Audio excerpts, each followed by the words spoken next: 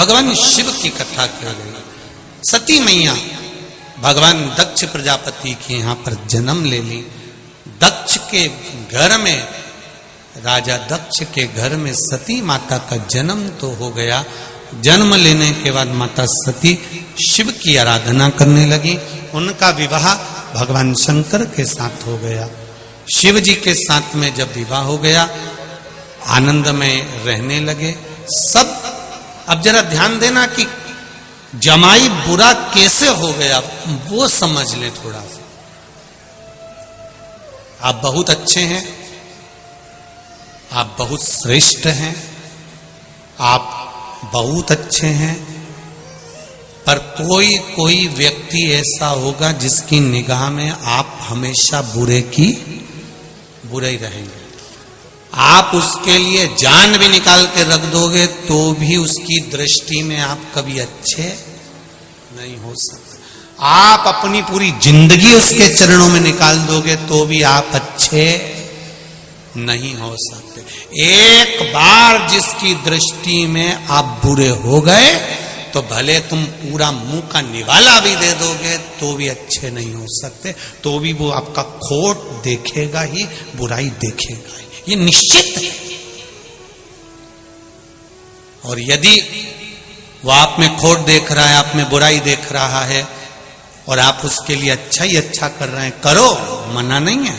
पर तुम सोचो कि वो तुम्हारी बुराई करना बंद कर दे, वो तुम में बुरा देखना बंद कर दे, वो तुम में गलतियां देखना बंद कर दे, तो ये नहीं हो सकता। क्योंकि परमात्मा ने उसको तुम्हारे लिए पैदा ही इसलिए करा है कि तुम्हारी वो गलतियां छांटता है।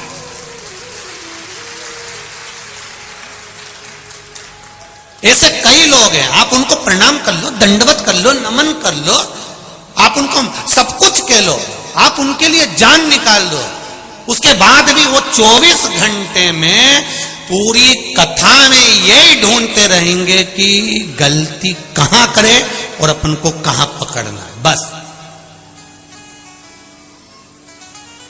कहां पकड़ना।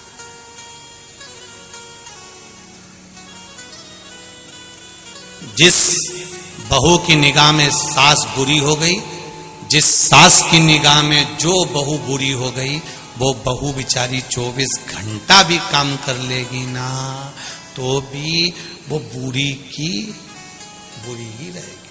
तुम भले आगे बढ़ बढ़ के सब कर लो, तुम भले शादी में आगे बढ़ बढ़ के काम कर लो, तो भी किसी की निगाह में अगर तुम बुरे हो गए हो तो वो यही देखेगा कि आगे बढ़ बढ़ के काम कर रही, जरूर मायरे में जो साड़ी आ रही होगी ना, 2-4 निपटा जाएगी।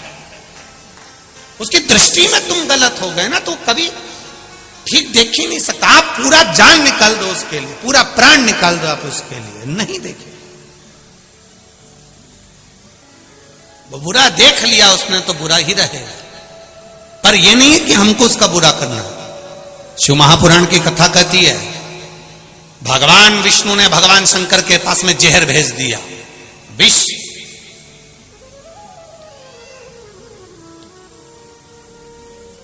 पार्वती जी को बुरा लग गया, वो अमृत पी रहा है और आपके पास जहर भेजा है। देवता 33 कोटि देवी देवता अमृत पिएंगे और आपको जहर। भगवान बोले तो क्या हो गया, जहर भेजा है, पी लेते हैं। आपको मालूम है विष है, विष, मर जाओगे।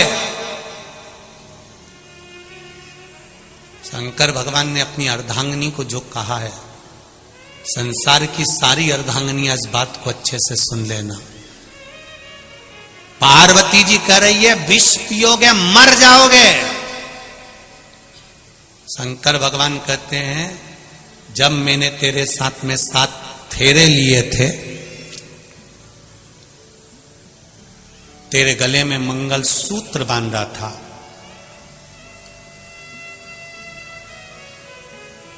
वो मंगल सूत्र नहीं था पार्वती, मेरी जिंदगी की सारी तकलीफ, सारा दुख, सारा कष्ट मैंने तुझे दिया था। इसलिए भारत की भूमि पर पुरुष जितने व्रत नहीं करते उससे ज्यादा माताएं करती हैं, क्योंकि पति का दुख भी उसके खाते में होता है। करवा चौथ का व्रत पति नहीं करता, हाँ कहीं कहीं का कर लेता हो तो बात दूसरी है, वो भी हम मना नहीं करेंगे हो। पर पति अगर व्रत करता होगा तो हमको तो ये भी सोचने में आता है कि पत्नी चलनी में मुंह देखती होगी या काय में देखता होगा, वो भी एक थोड़ा सोचने वाली बात जरूर है। पर हम शिव जी कह रहे हैं पार्वती से, पार्वती फेरे के समय पर जब छठा फेरा होता है और छठे फेरे के बाद में जब सातवां फेरा होता है, उस छठे फेरे को उलट पटे का फेरा कहते हैं। यहां जितने बैठे होंगे उनको ध्यान में होगा, छठे फेरे को उलट पटा का फेरा कहते हैं। अभी तक लड़की लड़के के दाईं ओर बैठी थी, अब इस फेरे के बाद में जब वो श्रृंगार कर कर आएगी और सातवां जब फेरा होगा तो पाटा बदल जाएगा, लड़की लड़के के बाईं ओर जाकर विराजमान हो जाएगी। इसको उलट पटा फेरा कहते हैं। इस फेरे की महत्वता किसी पंडित से, किसी ब्राह्मण जन से पूछोगे तो वो बता देगा आपको कि ये फेरे की महत्वता क्यों होती है। अर्थात इस फेरे में, इस फेरे के अंतर्गत लड़के के जिंदगी का सारा दुख, तकलीफ, कष्ट सब कुछ धर्मपत्नी अपने माथे ले लेती है। इसलिए जब दुख की घड़ी आती है तो धर्मपत्नी अपने पति को एक ज्ञानी बनकर ज्ञान भी दे देती है। तुम चिंता मत करो, हो गया ना कर्जा, धीरे धीरे चुकेगा, टेंशन लेने की जरूरत नहीं है, आप तो अपना कर्म करो, देखा जाएगा। मेरी रकम पड़ी है ना, वो दिया। धर्मपत्नी विल पावर मजबूत करती है, धर्मपत्नी बल देती है। क्यों टेंशन लेते हो, मैं बैठी हूं ना, मैं चलती हूं ना तुम्हारे साथ में, मैं आगे बढ़कर काम कर दूंगी, तुम चिंता मत करो। तुम लगाओ दुकान, मैं बर्तन धो दूंगी, तुम लगाओ ये काम, मैं तुम्हारे साथ कदम से कदम मिलाकर काम करूंगी। वो होती है धर्मपत्नी। शिव जी ने अपनी पत्नी से कहा, विष मेरे लिए आया है, मैं पीऊंगा, मर जाऊंगा, तो क्या तुम मुझे देखती रहेगी? धर्मपत्नी कहती है तो मेरा क्या काम है? पति कहता है अनसुईया पति को लेकर आ गई, सावित्री यम की केस से लेकर आ गई, तो तू तेरे पति को मरता हुआ देख लेगी? पार्वती जी कहती अब भी अच्छे से पियो, तुम जरा पियो पियो, मैं निपट लूंगी सब। शंकर भगवान ने विष का प्याला लिया, शिव जी ने विष पीना चालू करा, पार्वती मैया श्वास में से प्रवेश कर गई, कंठ पर जाकर बैठ गई, पूरा विष निकल गई, पूरा विष निकल गई।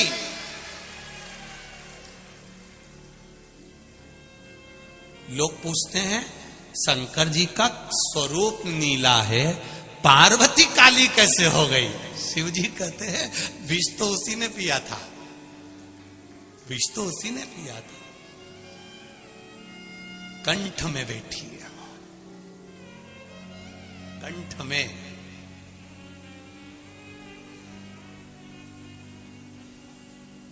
भीतर बैठकर विष शिव जी ने पिया। शंकर जी ने पार्वती से पूछा, पार्वती विष मेरे गले में है।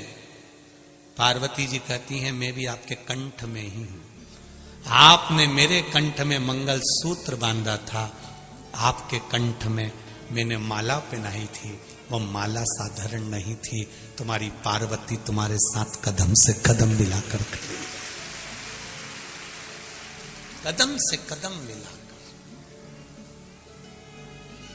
एक धर्म पत्नी का सबसे बड़ा धर्म है, पति अगर गलत मार्ग पर जा रहा है, व्यसन में जा रहा है, मदिरा पान में जा रहा है, मांसाहार में जा रहा है, जुए में जा रहा है, वेश्यावृत्ति में जा रहा है, धर्म पत्नी का फर्ज है उसको सुधारने का प्रयास करो।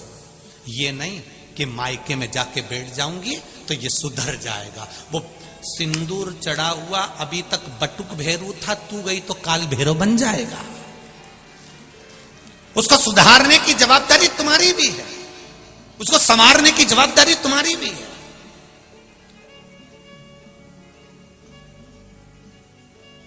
कई कई माताएं भी कह देती हैं अपने अपने बेटे के लिए, सुधर जाएगा री, तो ज्यादा ज्ञान मत दे। कल की आई और मेरे छोरे को ज्ञान दे रही है। मेरी माताओं से निवेदन है, तुम इतने साल में नहीं सुधार पाई तो अब का सुधार लोगी? अब उसके भरोसे पे छोड़ दो, वो थोड़ा सा क्रोध दिखाएगी, वो थोड़ा सा बोलेगी, तब जाकर तो उसका पांव रुकेगा। अगर आज तुम उसका साथ दोगी, होता है बाप अपने बेटे को संवारने की चेष्टा करता है, पर माँ जैसे ही बेटा गलत काम करके आता है तो माँ रजाई उड़ा के सुला देती, सो जा तेरा बाप देख लेगा, चुपचाप सो जा। माँ ने अपने बेटे पर रजाई नहीं डाली है, अपने ऊपर माँ ने खुद राख डाल ली है कि जिंदगी बर्बाद कर दी छोरे की। जिस दिन गलत काम कर एक हमने बचपन में पढ़ी थी एक कथा, शायद तुमने भी पढ़ी होगी, कानपुर की जीजियों और जीजाओं, तुमने भी पढ़ा होगा, हमने भी अपने बचपन में पढ़ा था। एक बच्चा पेंसिल चुरा लाया, पेंसिल चुरा के मम्मी को बोला, माँ मैं पेंसिल लाया हूं। माँ ने कुछ नहीं कहा। बच्चा पेन लाया, माँ ने कुछ नहीं कहा। बच्चा बॉक्स लाया, माँ ने कुछ नहीं कहा। बच्चा बैग चुरा लाया, माँ ने कुछ नहीं कहा। वो बच्चा नामी चोर हो गया। चोर हो गया, पकड़ाया, ले जाकर खड़ा करा, जेल में डाल दिया। जेल में डाल दिया, तब उस बच्चे से पूछा गया तेरी अंतिम इच्छा क्या है, क्योंकि तुझे सूली पर चढ़ाया जा रहा है। वो बच्चा कहता है मेरी माँ को बुला दो, मैं उनके कानों में कुछ कहना चाहता हूं। मेरी माँ को बुला दो, मेरी माँ के कानों में कुछ कहना चाहता हूं। माँ को बुलाया, बच्चे ने अपने दांतों से माँ का कान पकड़ लिया, खून बहने लगा। पुलिस वालों ने छुड़ाया, छोड़ ये तेरी माँ है। वो कहता है आज सूली पर चढ़ाने वाली भी ये मेरी माँ है। अगर पहली बार पेंसिल चुराई थी, थप्पड़ मारती, तो आज मैं चोर नहीं बनता। हम अपने बच्चों को अगर संवारेंगे तो बच्चा संवरेगा। हम अपने बच्चों को नेक मार्ग दिखाएंगे तो नेक मार्ग पर चलेगा। हम अपने बच्चे को सुधारने का प्रयास करेंगे, बच्चा सुधरेगा। आप अगर बच्चे पर रजाई डाल रहे हो तो बच्चा भी सोचेगा कि मेरी माँ मेरा पक्ष ले रही है, तो वो गलत करेगा, ये निश्चित है।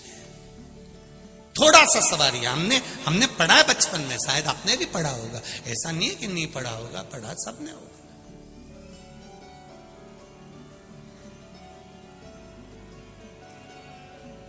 कुछ कुछ चीजें तो अभी तक नहीं भूल पाए हम भी, तुम भी नहीं भूले होगे। मटके की कथा, टम्मक टू रे टम्मक टू, वो भी चलता है। कुछ भूले क्या? भले शिव कथा कह रही, सती मैया ने शिवजी से विवाह करा। दक्ष प्रजापति की दृष्टि में शिव बुरे कैसे हो गए? केवल एक कारण शंकर भगवान का समझ में आ गया, मैं आया और शिव जी ने मुझे प्रणाम नहीं करा। इतनी सी बात, इतनी सी। अब किसी ने कहा कि शिव जी इतनी सी बात के लिए दक्ष प्रजापति की निगाह में शंकर बुरे हो गए थे? नहीं, शिव बुरे इसलिए हुए क्योंकि दक्ष प्रजापति ने चंद्रदेव को श्राप दिया था, रे चंद्रमा, मेरी बेटी का विवाह तुम्हारे साथ में हुआ है, तुम केवल एक रोहिणी पर ध्यान देते हो, बाकी की बेटियों पर ध्यान नहीं देते। मैं तुम्हें श्राप देता हूं चंद्रमा कि तुम्हें काया का रोग हो जाएगा। चंद्रमा के शरीर में काया का रोग हो गया, काया गल गल के नीचे गिरने लगी, टपक रही है चंद्र की काया। चंद्रदेव की आंख में आंसू आ गए। नारद जी से पूछा, नारद जी मेरी काया का रोग कैसे मिटेगा? नारद जी ने कहा तुम शंकर भगवान की स्तुति करो, पूजन करो, शिवलिंग का निर्माण करो। शंकर भगवान की पूजन करने से, शिवलिंग के निर्माण से तुम्हें जरूर कुछ ना कुछ प्राप्त होगा, ये निश्चित है। आज एक बेटा आया, उसने पत्र लिखा है,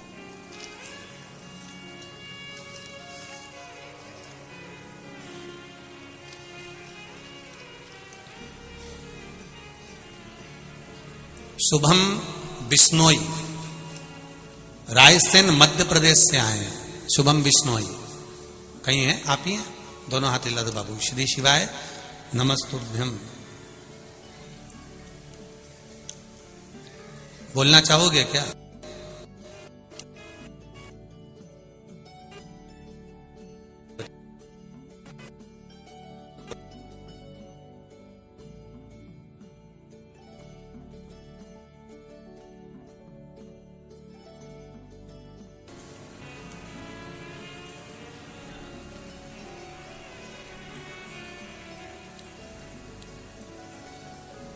मेरा नाम शुभम बिश्नोई है। रायसेन मध्य प्रदेश से मैं आया हूं। भोलेनाथ की कृपा का क्या बखान करूं गुरुदेव। पहले मैं मंदिर नहीं जाता था, मेरा विश्वास नहीं था भगवान पर। हम बच्चों के मन में आपने विश्वास पैदा करा है। नवयुवक लड़के लड़कियां आज अगर मंदिर जा रहे हैं, शिव जी की और आपके भाव से जा रहे हैं। पहले तो आंख में से आंसू पोंछ लो, उसके बाद बोलो, ठीक है? आंसू पोंछ के फिर बोलिए। शुभम जी, पहले तो आपको बहुत बहुत बधाई कि आप रेलवे में इंजीनियर बन गए हैं, उसकी आपको शुभकामनाएं। कहां से आए शुभम जी?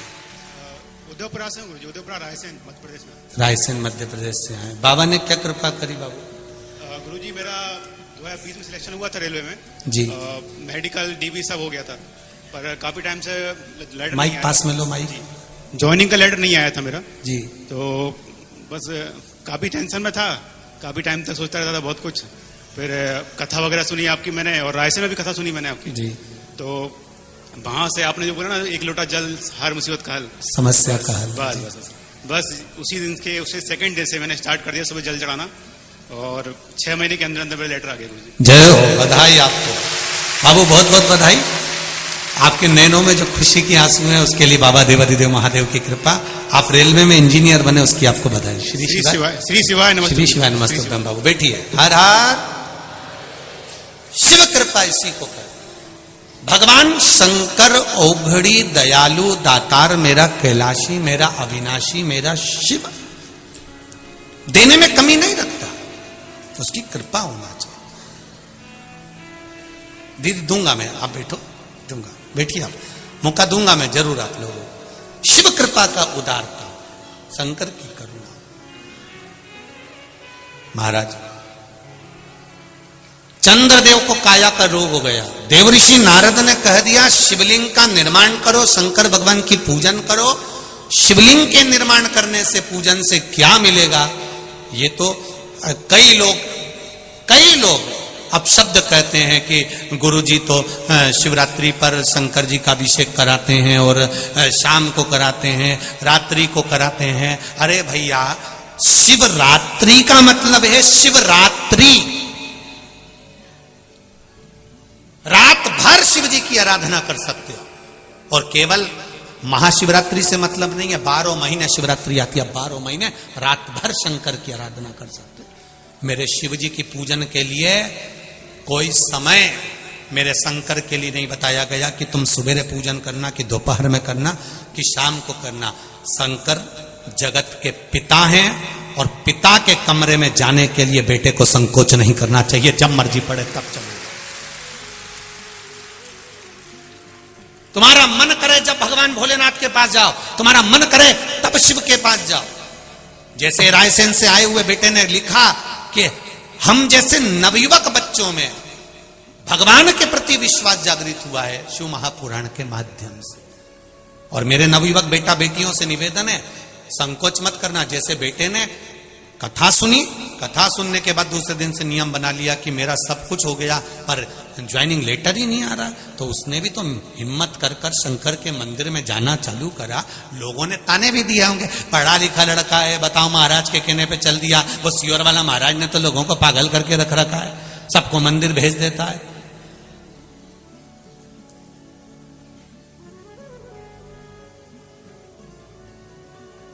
तो उसमें दिक्कत क्या है मंदिर जाने में? शिव मंदिर जाने में तकलीफ क्या? सियोर वाले महाराज ने ये तो नहीं कहा आप लोगों से कि हमारे यहाँ आओ। सियोर वाला महाराज तो एक बात जरूर कहता है, कहीं मत जाओ पर शिव के द्वार जरूर जाओ, शंकर के द्वार जाइए, शिव की उदारता जरूर पाइए। आज आप लाखों की संख्या में आए हुए हो, तीसरा दिन है कथा का, बाउंड्री के बाहर लोग खड़े हुए हैं, जहां देखो वहां, जहां मौका मिल रहा है वहां पर बैठकर कथा सुन रहे हो। ये आपकी दृढ़ विश्वास, दृढ़ता, भरोसा ही तो है जो आपको यहां तक लेकर आया है। जब आप इतने विश्वास से यहां पर आए हो तो उस विश्वास का फल मेरा भी तो विश्वनाथ देगा ही देगा, खाली तो नहीं छोड़े। अगर विश्वास लेकर आए हो तो विश्वास का फल तो मिलेगा, प्राप्त तो होगा आपको, ऐसा तो नहीं कि नहीं देगा वो। आज अगर शिव की कृपा हुई है तो आपका विश्वास भी तो जागा है, भरोसा भी तो जागा है। दृढ़ता रखकर सुनिए। चंद्रदेव को काया का रोग हो गया, शिवलिंग का निर्माण करा, देवर्षि नारद के कहने पर करा। कम से कम शंकर भगवान की भक्ति तो करी, स्मरण तो करा, नाम जाप तो करा। और जब मंत्र जाप में डूब गए, जब मंत्र स्मरण में डूब गए, मंत्र जाप में डूब गए, नाम जाप में डूब गए, तब भक्ति का बल तो बढ़ा। भक्ति का बल तो बड़ा है ना महाराज।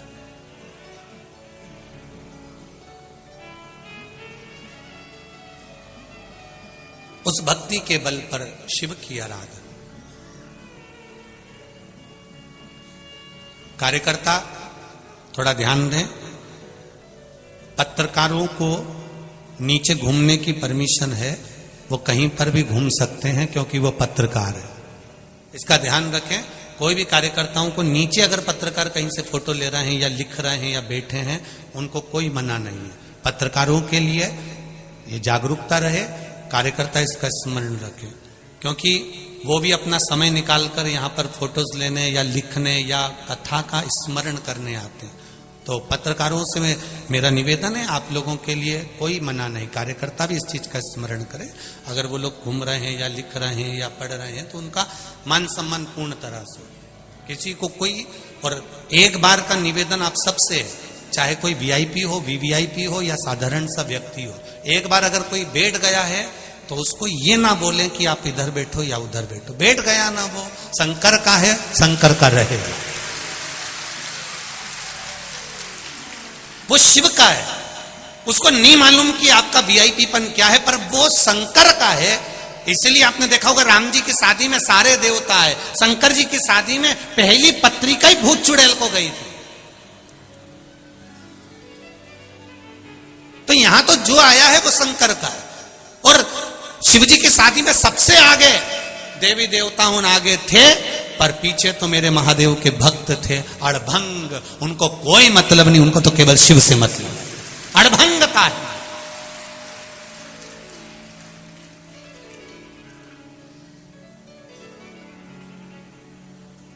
हमारा ये मना नहीं है, हमारे लिए वीवीआईपी वीआईपी और आप सब एक जैसे हो। हमारे लिए उसके लाखों दीवाने बड़े से बड़े उसके चरणों में कंकड़ माटी से पड़े, उसके लिए सब बराबर। गुलाब जामुन खाओगे तो भी पेट में जाएगी, रबड़ी खाओगे तो भी पेट में जाएगी। हो सकता है तुम्हारे पास में अलग डिपार्टमेंट हो, तुम भेज दो तो वो अलग बात है, पर मेरे महादेव के पास में तो एक ही डिपार्टमेंट है। जो शिव की कथा में आ गया, भगवान ने कह दिया वो भले कुछ भी है उसकी झोली में भरकर भेजूंगा। वो गरीब है अमीर है जो है उसकी झोली मुझे भर। 3 घंटे कथा का रसतत्व आपके लिए और हमारे लिए। केवल आप कथा सुनते ऐसा नहीं है, हम भी कथा सुनते, बाचने के साथ में हम भी उस पर स्मरण करते। भक्ति का बल बढ़ाइए, उसका रसतत्व बढ़ाइए। शिव कथा कह रहे, शिवलिंग का निर्माण करा।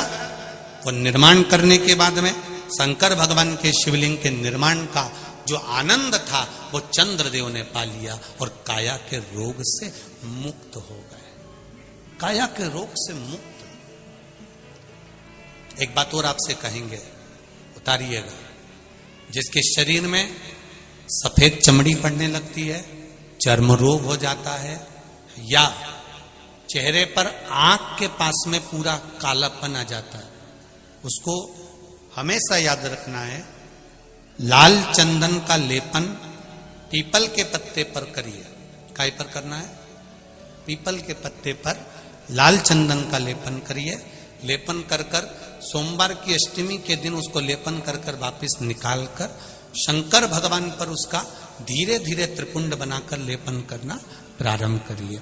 जब आप त्रिपुंड बनाकर लेपन करना प्रारंभ करें, उसके बाद उस चंदन को जो सोमवार की अष्टमी है तब निकाल कर लिया है और निकाल कर लाकर उसको डब्बी में रख लें। उस चंदन का प्रयोग चर्म रोग के स्थान पर थोड़ी थोड़ी मात्रा में करना प्रारंभ करें पानी के साथ मिलाकर, परंतु उस चंदन को केवल 6 से 7 दिन में प्रयोग करिएगा, ज्यादा नहीं। धीरे धीरे चमड़ी, परंतु उसको सोमवार की अष्टमी के दिन सिद्ध कर कर बनाना है, उसको सोमवार की अष्टमी के दिन चढ़ाना है। श्री शिवाय नमस्तुभ्यम या ओम नमः शिवाय या पंचाक्षर मंत्र या महामृत्युंजय मंत्र, जो आपको आता हो, शिव जी का जो नाम आपको याद हो उसको बोलकर चढ़ा दो, उसको लिया, फिर उसको अपने शरीर पर लगाना प्रारंभ करो। उसका फल आपको 15 दिन के अंदर धीरे धीरे धीरे धीरे प्राप्त होना प्रारंभ हो। लाल चंदन का प्रयोग शिव जी के लिए अवश्य। दूसरा, जब विषम परिस्थिति आ जाए, ऐसा लग रहा है कि आपने पशुपति व्रत कर लिया, सोमवार की अष्टमी का प्रयोग कर लिया, मैंने शंकर जी की आराधना कर ली, तो भी विषम परिस्थिति चल रही है, अभी तक कोई सुधार आने को तैयार नहीं है, तब शंकर जी के मंदिर में जब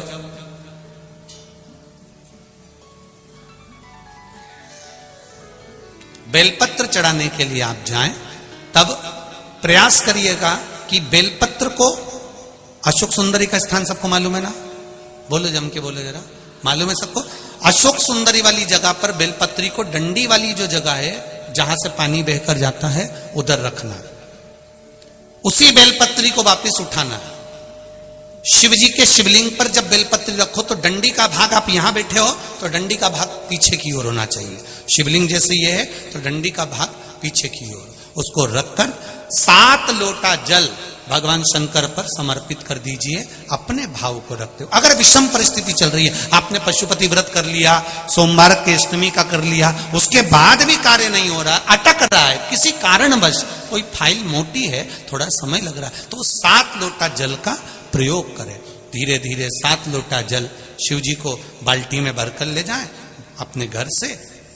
7 कलश जल शिव जी को समर्पित करना है, और समर्पित करने के बाद उस बेलपत्री को वापस अपने ही घर पर लेकर आ जाना। 11 दिन 21 दिन उसको रखो, फिर उसका विसर्जन वापिस किसी नदी, सरोवर, तालाब या वृक्ष के नीचे कर दीजिए। बाबा हाथ पकड़कर बाहर निकाल ही देगा। परिस्थिति अगर बहुत विचित्र, विषमता, बहुत विषम परिस्थिति में उस जगह पर इसका प्रयोग कर सकते। शंकर भगवान को रिझाना, बेलपत्र का प्रयोग भगवान शिव को रिझाने का जो आनंद है, शिव को जो मनाने का आनंद है, वो एक स्वरूप ही अलग है, उसका एक स्वरूप आनंद है। शंभु शरणे पड़ी मांगू घड़ी रे घड़ी, दुख काटो दया करी न दर्शन। शिव की आराधना का फल प्राप्त करें, भक्ति प्रबल होनी चाहिए। चंद्रदेव की काया ठीक हो गई। आज दक्ष प्रजापति की सभा लगी है, शिव जी जाकर बैठ गए, उठ नहीं पाए, नमन नहीं कर पाए, प्रणाम नहीं कर पाए, देख नहीं पाए। जब नहीं देखा, दक्ष प्रजापति को क्रोध आ गया। क्रोध आया, खड़े हो गए, श्राप दे दिया, रे शिव, ये केवल देखने का श्राप नहीं है, ये केवल दक्ष प्रजापति ने इसलिए शंकर जी का अपमान करा क्योंकि इन्होंने चंद्रदेव की काया को ठीक कर दिया था। श्राप दिया था दक्ष प्रजापति ने, और चंद्रदेव जब सभा में आकर बैठे तो उनकी काया ठीक थी। चंद्रदेव की काया बिल्कुल ठीक। दक्ष प्रजापति ने पूछा, चंद्रदेव की काया ठीक कैसे हो गई? मैंने श्राप दिया था तो ये तो ठीक नहीं होना था, फिर यह ठीक कैसे हो गया? तब देव ऋषि नारद ने कहा, दक्ष प्रजापति, तुमने श्राप दिया है, पर संवारने वाला वो भोलेनाथ सामने बैठा हुआ है, उसने सवार। शिव ने इसको अच्छा कर दिया, हाँ, शंकर भगवान ने इसको अच्छा कर दिया, हाँ। रुको, अब गुस्सा